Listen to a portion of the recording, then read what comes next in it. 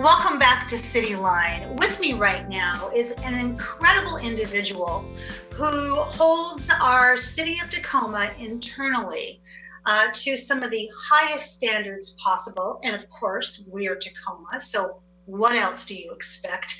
Please join me in welcoming Olivia Polanese. My dear, you are the Equal Employment Opportunity Officer for the city of Tacoma. Yes, hi. Line, it's great to have you on. Hi, thank you so much. Thank you for having me. Well, my dear, you are going to be a regular now. I'm like, okay, we have to have her on all the time. She's this. Thanks. How long have you been in this role? So actually today is my 1-year anniversary for the city. So I've been here since July 1st, 2019. So yeah. Congratulations. Yeah, thank you. So what inspired you to apply for this position? Yeah, so I worked in higher education. I actually worked in higher ed in Oklahoma, and I had been doing equity and inclusion, anti-racism, Title IX and EEO work. And Title IX is like the student equivalent to EEO, where it's specifically it's gender-based violence, sexual assault, as well as just gender equity work. So I did that work in higher ed, and I wanted to stretch a muscle in a different field and work for people who are going to be and are civil servants, to the citizens of communities. And I wanted to see what that work was like in a different field. So I thought I'd give it a try. So I'm over here now and I love it. Congratulations, 1 year. We are lucky to have you. Thank you. If our audience has not heard about equal employment opportunity, what is it all about? Because our world is a different world right now as we're speaking, and we're kind of waking up. So tell us what this is. Yes. Okay. So equal employment opportunity is it is a law based on the Civil Rights Act of 1964. Okay. So the Civil Rights Act of 1964 granted equal opportunity, saying that we should not discriminate against people on the basis of their immutable characteristics, such as race, national origin, religion, gender. And a lot of these facets, a lot of these characteristics have since been added and amended through other legislation. So it's Title VII of the Civil Rights Act of 1964 as amended, and it states that employment opportunities should be equal for any applicant and any employee through the life cycle. So through recruitment, through interviewing, through hiring, and through their, life here at the city. So what that means is that if an employee feels as though they have been discriminated against on the basis of their race, for example, they could file a complaint through my office. And I would conduct an investigation to look at the unlawful discrimination that may or may not have taken place.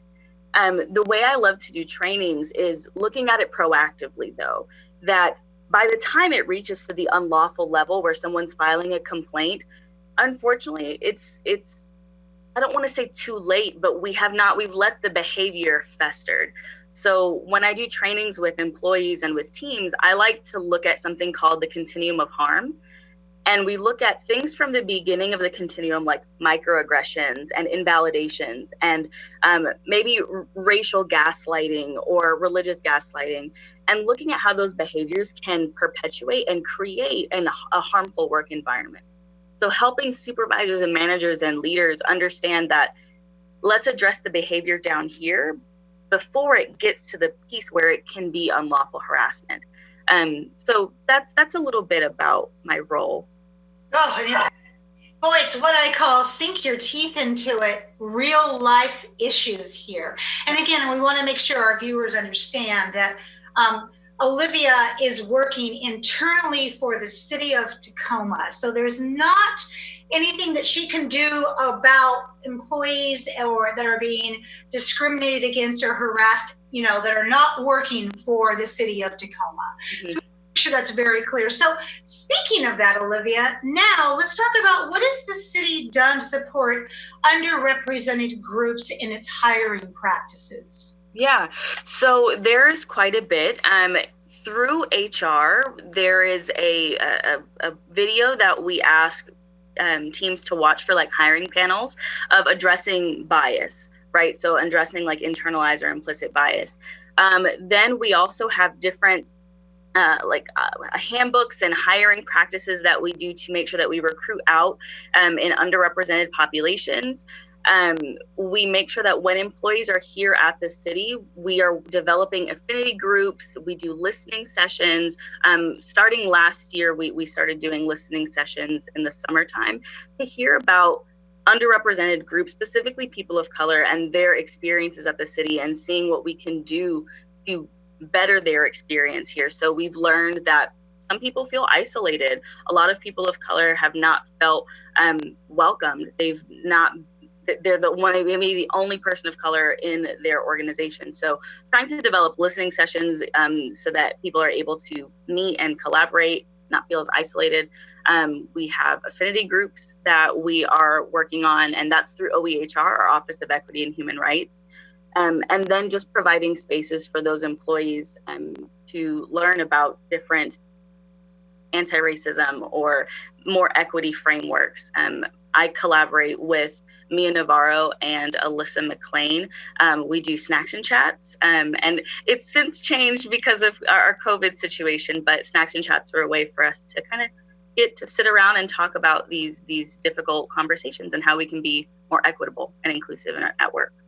Olivia, the line between what happens in someone's life outside of work is so fine as it bleeds into perhaps what they bring to work. And I would imagine that your team really strives to understand the motivation behind the anger that surfaces around discussions of anti-racism and equality. I mean, it's not water cooler conversation anymore. This is intensity at its best. Yeah.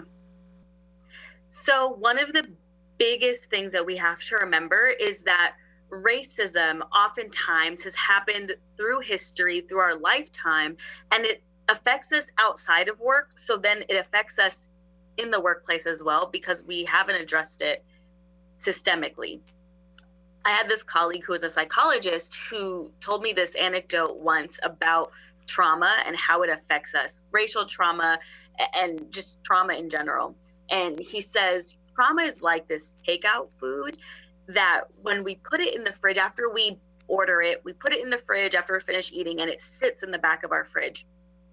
And then what happens is that I go out and I'll order pizza one night, or I'll order another from another restaurant one night. And I keep putting these extra leftovers in the back of the fridge. And I forget about that initial takeout food that I had months, weeks, however long we're keeping the food in the fridge. And that one day I go grocery shopping and I put the food that I just bought inside that fridge, that it knocks over that really old takeout food that I had. And that smell from the old food that's festered and gotten really old and gross in your fridge has now knocked over, and it smells and it makes everything else smell really bad in the fridge.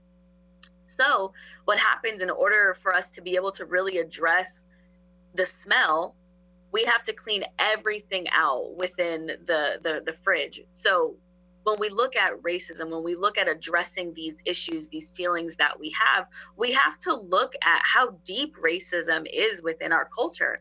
It's not just this individual racism, this person to person. Oftentimes we look at racism as just that racism is only there if I use a racial slur to this other person. But we don't often look at the institutional racism, the internalized racism, the systemic racism that often affects us. So in order for us to really address that smell, that how deep racism is, we need to honestly just stop and reflect and listen. So instead of shutting down or disengaging around these conversations, take a moment to sit in that discomfort and ask yourself a few questions. Ask yourself, what do I need to unlearn or relearn? What do I need to stop and think? Have I made missteps around conversations around racism? Have I said things that have been problematic before? And the third is maybe stopping and evaluating what would my employees or my colleagues or my friends, how would they be valued, or how would they see themselves as being valued if I stop and be honest about those missteps and be vulnerable enough to make those changes? And we often find this discomfort around conversations around racism and equity or equality. And if you feel that discomfort, instead of, like I said, shutting down, seek guidance, learn, and look for resources.